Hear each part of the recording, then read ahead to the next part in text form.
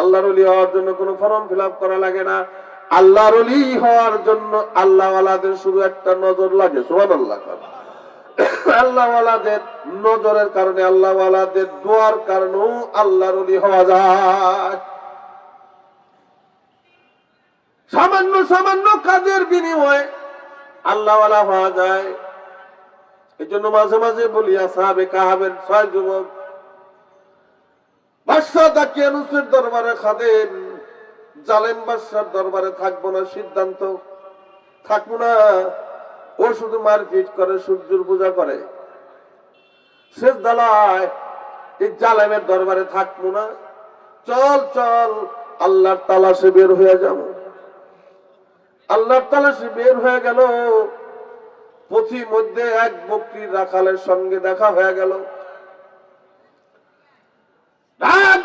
রাখাল, আল্লাহর তালাশে বের হয়েছি, আমাকে একটু রাস্তা দেখায় দাও।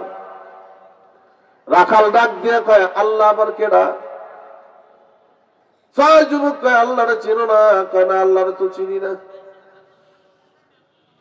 6 যুবক কয়, আল্লাহ হইল ওই সত্তা যিনি আমাগরে বানাইছে, তোমারে বানাইছে, তিনি হইলেন আমাদের রব আল্লাহ।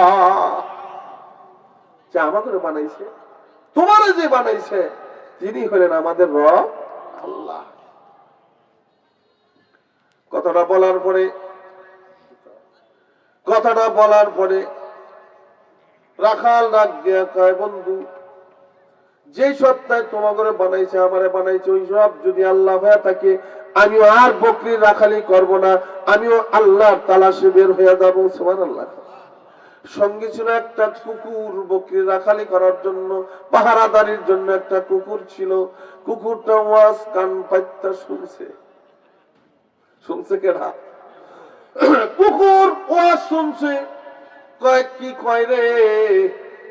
কয়, যেই সত্তায় আমাগরে বানাইছে, ওরে বানাইছে, সেই নাকি আমাদের রব আল্লাহ।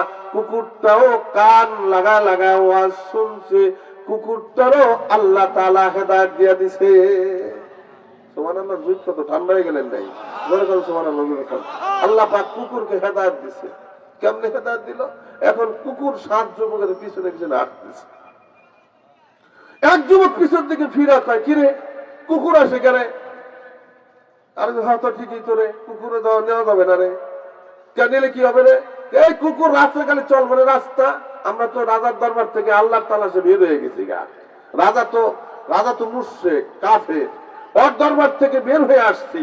এখন এই কুকুর নিয়ে যদি রওনা করি, তাইলে এই কুকুরের সঙ্গে আর এক কুকুরের দেখা হবে না। তো এই কুকুরের সঙ্গে তো মারামারি করবে। তো মারামারি করলে বাড়ির মালিক মনে করবো চোর ডাকাত বের বাইতে আইছে। ঠিক না বেটি কথা কর? এটা যদি মনে করে আমাকে গ্রেফতার কইরা আটকাইয়া রাজ দরবারে আবার ফেরত দিয়া দিলে, আমরা যে আল্লাহর তালাশে বের হয়ে গেছি, তাহলে আমাদের উদ্দেশ্যটা নষ্ট হয়ে যাবে। এই জন্য কুকুর নেওয়া যাবে না। কিন্তু কুকুরকে মারপিট করা হয়েছে। এক পর্যায়ে কুকুরে আল্লাহ তাআলার পক্ষ থেকে, আল্লাহ পাকের পক্ষ থেকে জবান খুলে গেছে। সুবহানাল্লাহ। কুকুর এখন মানুষের সাথে কথা কয়। কুকুর কয়, তোমরা যে আল্লাহর তালাশে বের হইছ, আমি কুকুরটাও ওই আল্লাহর তালাশে বের হইছি। তো কুকুর যদি আল্লাহর তালাশে বের হইয়া জান্নাতি কুকুর হইবার পারে, একজন মানুষ আল্লাহর জন্য যদি এই জায়গায় ঠান্ডা মাটির মধ্যে বৈশা যায়, সে কি আল্লাহর ওলি হইতে পারে না পারে না? কথা কয়। আল্লাহ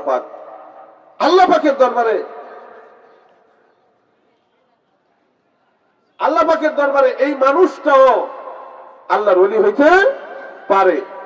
এই জন্য আমরা আল্লাহ ওয়ালাদের মধ্যে বেশি বেশি যাবো ইনশাআল্লাহ।